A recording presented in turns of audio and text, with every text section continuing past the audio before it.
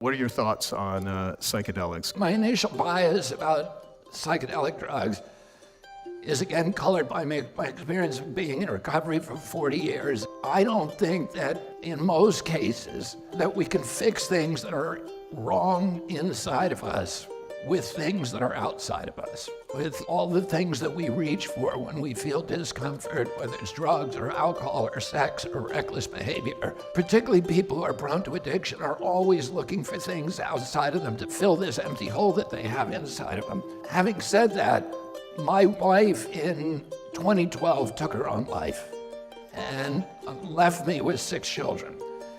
And so all of those kids were at risk at that time.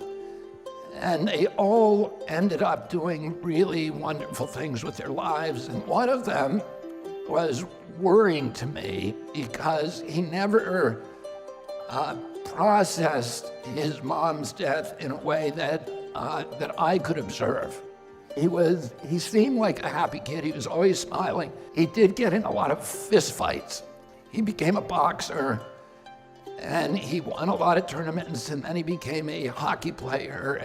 But everything he did was a little bit of violence too, and it made me worried about him. About 5 years ago, he was very self-contained. He never talked about what was going on inside of him, and he went to Patagonia to kayak a whitewater river. And I asked this guy to put my son up for a couple of days while he was waiting for his trip to start. The night my son arrived there, that guy said to him, "I'm doing an ayahuasca trip tonight." And he said, "God sent you boys to me," because he was doing it with 20 Puente Indians. And he said, "I was praying to God that he would send me a gringo to do this with." And so my kid ended up doing this. And he had this experience where after he drank the ayahuasca, he felt himself sinking through all the geological strata of the earth. And he could look at all of it. He told me he could look at all the folds of stone and geology. And he had a total understanding of all of the processes that had laid them out for the eons. He ended up being propelled out of the other side of the earth and then floating through space for what he experienced as hundreds of years. And he would focus on a distant planet and be transported there. And on each planet, he would have an adventure. And at the end of the adventure, there would be a lesson, a moral lesson that he would learn, that he was supposed to remember. The last planet he visited, his mother was there.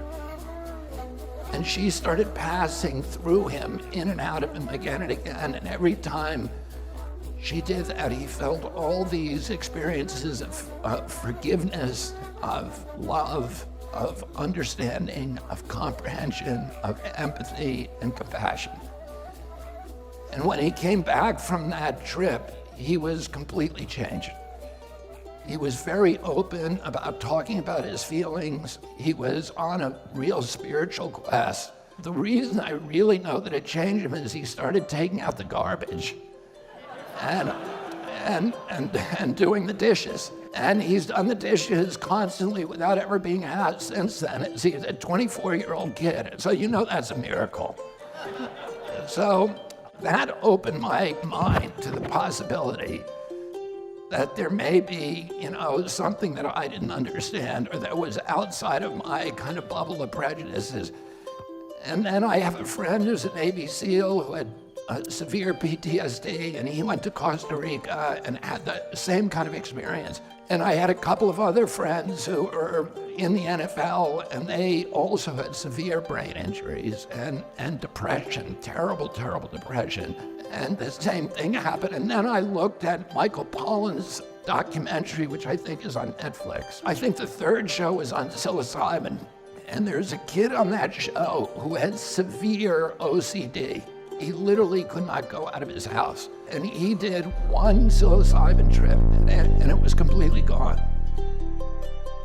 So my mind is open to the idea that, there may be things that I don't know about, and that people ought to have the freedom and the liberty to experiment with these things. I like what you said at the outset, which is, we know the capacity of the pharmaceutical industry to come and capture this if they see that there's money in it, and then to turn it into something very, very bad, and to promote it in ways that it shouldn't be promoted.